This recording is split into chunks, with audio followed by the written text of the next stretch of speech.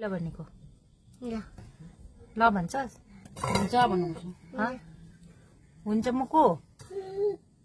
म को हो म तेरो दिदी हो को म भन पहिला पुष्पा को अरे म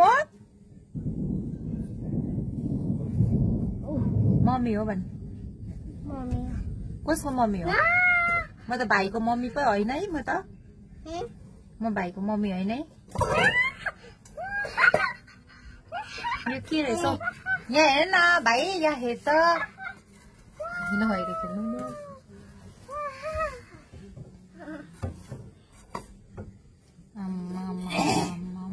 बोल्नु चल्दैछ हाम्रो त जिन्दगीमा